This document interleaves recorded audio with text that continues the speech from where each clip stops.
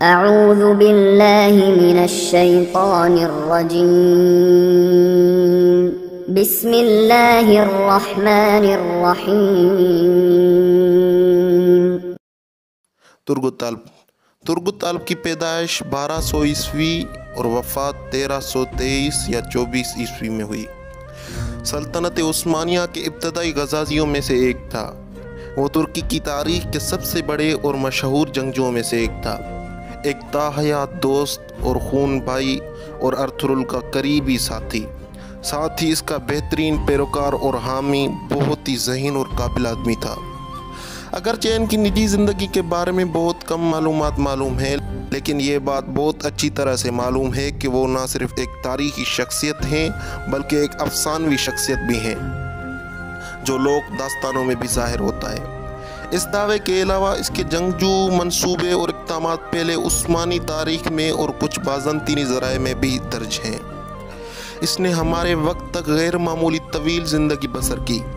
انہوں نے 35 سال تک ارطغرل بے کو زندہ بچا لیا اور وہ ایک جنگ میں مارا گیا جس کے ہاتھ میں اس کی افسانوی کلاڑی تھی، 125 سال کی عمر میں۔ ارطغرل غازی کے انتقال کے بعد برگاہ کے محاصرے کے دوران عثمان کی موت 67 سال کی عمر تک ترگت الب عثمان کا اہم حامی اور قریبی پراعتماد بن گیا۔ عثمانی کے پہلے ذرائع کے بیانات کے مطابق قرائے سار قلعے کی دوسری فتح 1291 عیسوی کے دوران ترگت الب عثمان بے کے پاس تھا اور اس کے بعد اس نے عثمان کی تمام فتوحات میں حصہ لیا۔ آخرکار عثمان نے 1299 میں اینگل قدیم نام اینجلی کوما کو فتح کرنے کے لیے ترگت الب کو تفویض کیا ہے، اور فتح کے بعد شہر اور اس کے آس پاس کے علاقوں کی گورنری اور انتظامیہ کو ترگت الب کو دیا گیا۔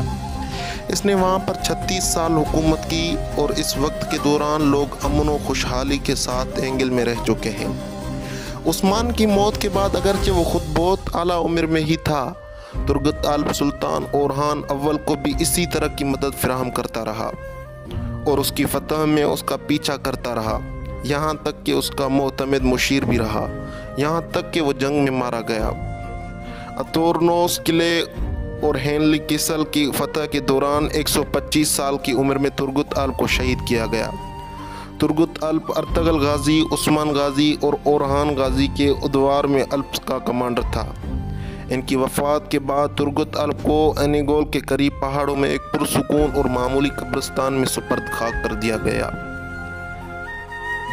1877 اور 78 کے دوران عثمانی سلطنت میں بلغاریہ کے مسلمان لوگوں نے ایک نیا قصبہ قائم کیا اور سلطان عبدالحمید دوم کی تجویز پر اس شہر کو ترگت الب کا نام دیا گیا۔ ترگت الب کو جنگجوؤں میں سب سے بڑا سمجھا جاتا تھا اور اس کا اسلحہ کلاڑی کافی افسانوی تھا۔ اس تصویر میں دکھایا گیا ہے کہ اس کی کلاڑی اور کپڑے میوزیم میں آویزاں ہیں۔ ترگت الب کا تصریح 92 سینٹی میٹر لمبا تھا۔ اس کا وزن 1 کلو اور 650 گرام وزن والا تھا۔ یہ جعلی ورثہ اسٹیل سے بنا تھا جس کا دونوں چہروں پر اچھا سلوک کیا گیا تھا۔ چمڑے کی پٹی سے لپیٹے ہینڈل اس کلاڑی کو اس وقت مشرق سے مغرب تک سب سے طاقتور مضبوط ترین کلاڑی کہا جاتا تھا۔